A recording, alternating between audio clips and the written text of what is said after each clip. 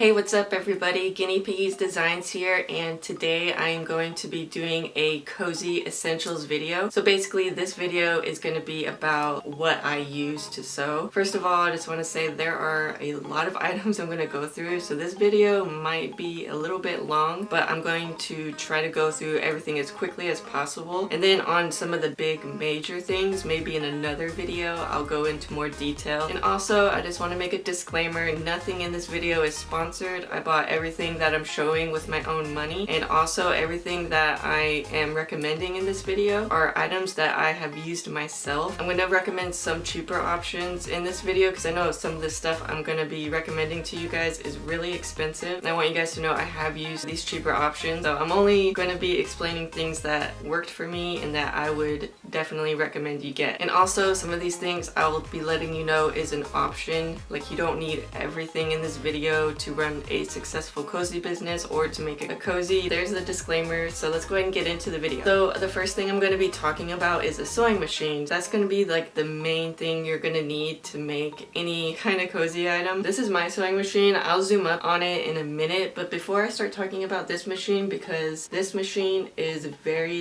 pricey, it's expensive, I want to talk about a more affordable option, just because I know a lot of you who just started watching my videos are new and you're probably just beginning to start sewing. The cheaper machine that I recommend I have actually used is called a Singer Heavy Duty. I'll have a photo of it right here just so you can get an idea what it looks like. The Singer Heavy Duty, the one I recommend, is around $150. This machine here is over $2,000, so there's a big price difference there. So if you're just starting out, I would definitely recommend the Singer Heavy Duty. If you already have a sewing machine that's an at-home machine, you might not be able to go through like super thick layers, but I just want to do a quick note because I know some of you might ask me about your own sewing machine. And I just want to say I am no sewing machine expert, so I can't really tell you about your own sewing machine because I've never used it. Let's go ahead and talk about my machine real quick. So this is the machine that I recommend using. I have been using this machine for over 2 years. It's basically the Janome Memory Craft 6600. I'm not going to go into a lot of detail with it. I'm just going to tell you the basic reason why I got this machine. This machine has a double feeder on it. So basically the foot at the top of this machine, it helps pull the fabric through, and then it has the bottom dog feeders at the bottom that helps pull the fabric through. It makes going through a lot of layers really easy. All I'm going to say about this machine for right now. I'll have this machine linked down below along with the Singer Heavy Duty machine. Alright, the next sewing machine that I do use, and if you're just starting out, you do not need to get one of these. This does help make your projects look a lot more professional, and basically what this machine is, it's called a serger. I have the Juki MO50EN serger. I've been using it for about 2 or 3 months. This machine is pretty awesome, I think. I'll just quickly explain what a serger does. It keeps edges from fraying. This is not a regular sewing machine because if you don't serge certain items, I mean, they do fray over time and they'll come apart, so this prevents that from happening. And I'll have this machine linked down below. The next important item I am going to talk about is what kind of sewing needles I use. These are needles that you use inside your sewing machine. These needles will work in any sewing machine except industrial machines. And basically these are jean needles. They are 110 by 18. I'll have these linked down below. Another item that I recommend that you have is a seam ripper. And basically what a seam ripper does is fix your mistakes. It also helps you make holes in certain things. Let's go ahead and talk about thread. Now I just want to say really quick, there are so many different brands of thread out there. I pretty much have used them all, I would say. My go-to brand is called Aurifil. This is a new one I haven't opened, so this is how big they are. And this thread is super expensive, so I'm gonna go ahead and talk about like a budget thread I recommend. Another thread you could use is called Gutermann thread. It's another decent brand. I would say that is like the best brand you can get for like the price. But the thing is, with the Gutermann thread, I did have a breakage with it, but it was a lot less breakage compared to like the super cheap brands. This Aurifil brand, this thread, I've never ever, out of the 2 years I've been using it, I've never had any kind of breakage with this thread. So this thread will definitely like save you a lot of time and a lot of like frustration. That's why what, I definitely use Aurifil thread. It's the best brand, but again, it's really expensive. It's around $100 a box. I also use this thread here. This is color changing thread. This is by Aurifil. It comes in their Tula pink box set, and it comes with a lot of different colors. And the thing is, with this color changing thread, you need to know how to use it. This is not the same weight as the regular Aurifil thread. It's definitely not a must. This just helps projects look more professional. And when I get into like my hay bag tutorials, I'll teach you guys how to use this thread. But I can't just use this thread like for cage liners, things like that. It's not gonna work. Alright, so let's go ahead and talk about the hand sewing needles I use. These will be linked down below. They come in like a 3-pack. If it's easier for you to sew with a smaller needle, you know, you always have that option. I like to use the longer needles, and I like these because the hole at the top is large, so it's easy to get the thread through on these. And again, these needles are for hand sewing. Alright, so let's go ahead and get into the hand sewing thread I use. This is basically called nylon thread. This thread here will not work in your machine. They come in black and white. It doesn't really matter what color you use because this thread is never like seen on the outside. Either color works, but again, the one I have linked down below is the white thread here, which is a must if you want to close your holes. Another really important must-have that I'm going to be talking about is wonder clips. Now, I use these. I do not use pins. These are so much easier to use, and you do not have to worry about poking yourself. And they also have these small ones here. They got the big one, and then they got the small one, and they come in different colors. And I do have a lot of them. I have a whole box full of these wonder clips. Now I am going to be talking about all the scissors I use. Now, some of you might be thinking, why do I need so many scissors? I'm going to be going over a few pairs, and I'm going to tell you why you need certain sizes. Now, first of all, the only brand I'll use is called Gingher. I have used other brands, but this brand definitely outlasts them all. I've been using this same pair of scissors for 2 years and they're still sharp, and I haven't sharpened them. You can definitely go out and get a cheaper brand, but I mean, over time you're probably gonna be paying the same amount, if not more, because you're gonna have to keep replacing those after some time. These, I mean, I feel like they'll last you forever. The first pair I'm gonna talk about are these big, large ones. These are really heavy. These are the 10-inch Gingher scissors. I only use these to cut around my big cage liners because they do nice long strokes which save you time. You can use these for smaller items, which makes cutting a lot faster because they're so big. The next pair of scissors I'm going to talk about are these 8-inch spring action Gingher scissors. These are my favorite scissors. These are the scissors I use the most. They're not heavy, they're pretty light compared to those big ones, and I like these because when you close it, it opens up by itself. It's like less strain on your hand. If you want to put them away, this thing folds down to where they won't open. But these are my most used favorite scissors. I would definitely recommend getting these. The next pair of scissors I recommend getting are these Gingher 5-inch scissors. These scissors I use to cut holes in hay bags. And the last pair of scissors that I'm going to talk about today are these ones. These are the Gingher thread nippers. And these are an option. You don't have to get these. The smaller scissors work just fine for cutting threads, but these ones here, so you can cut threads closer, easier. Those are all the scissors. They're all going to be linked down below. Items I'm going to be talking about: a ruler. This one is a 12-inch ruler, and then this one is a 6-inch ruler. I really don't use this 6-inch ruler very much, but I just thought I would throw it in just to let you guys know I do use it sometimes. I do use this one. I like that it's clear because you can see through your project. It just makes things measuring a lot easier. You can definitely get a 12-inch ruler out there for $1. This one is like a non-slip. It won't slide around on your projects. I'll have this one linked down below. But the next items I'm going to talk about are these hooks. These hooks are great for hay bags and corner forests. They're like shower curtain hooks. I'll have these linked down below. Alright, the next items I'm going to be talking about are my grommets. Comes in a grommet kit. I get the refills, and these are size number 0. And these are what I use in hay bags and corner forests. They're what the hooks go through. When I get to those tutorials, I'll basically show you how to use this. So I know me just showing you it right now is kind of like, you're like, what is that? Alright, another thing I use that you're going to need with the grommet kit get is a hammer. I just thought I would show you this. I mean, pretty much everybody owns a hammer. I use this mini hammer. I'll link this hammer down below if anyone's looking for a mini hammer. This is what you're gonna need to bang the grommets into your projects. And the last item you're gonna need for like the grommets is one of these. And only because I go through so many layers this to make the holes in my hay bags and the corner forest so I can insert the grommets in. Basically what this is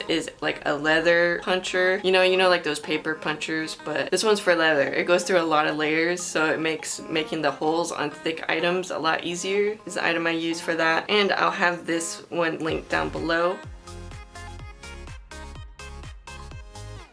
I just want to note that I will link down an affordable option down below that comes with a rotary cutter, a rotary ruler, and a rotary cutting board. It's the one I started out with, which I no longer own, and it's by Fiskars, but I'll go ahead and show you the ones I use now. So let's go look at those. Alright, so for the rotary cutter that I use is this one right here. It is called the Olfa rotary cutter, and this is a 60mm, so it's a lot bigger than the 40mm. I'll have this one linked down below, and I'll also have the refills for this one linked down below. So now we're gonna get into my rotary rulers. I have a few. The main one I use is this super long one. It's 36 inches long. The next rotary ruler I use is this 12-inch square ruler, and this is one I use for potty pads for cubes. The next rotary ruler I have the 10-inch by 10-inch square, and I only use these for cubes when I cut out foam and things like that. And the last square rotary ruler I have is this 20-inch by 20-inch ruler, and this is the one I use for 1x1 cage liners. These rotary rulers make measuring out squares a lot easier. And the last rotary ruler I use is this triangle rotary ruler, and basically I use these to cut out my corner forest.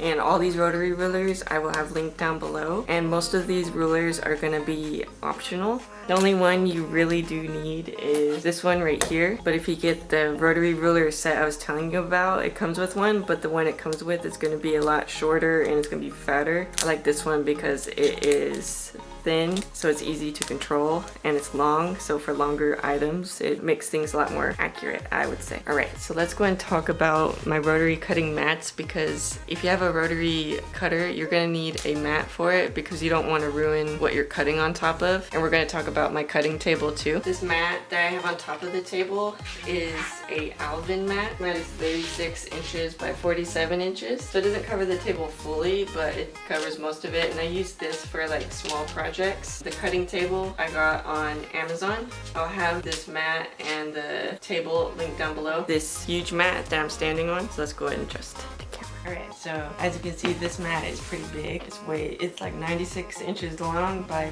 47 inches wide. It makes cutting out big cage liners like 2x3 and bigger a lot easier. So here is my big mat. I can't really show it all on the camera because I can't really get a good angle, but I decided to lay on it just so you guys could see the size. I know it goes way, I told you the dimensions, so yeah, it's way bigger than me.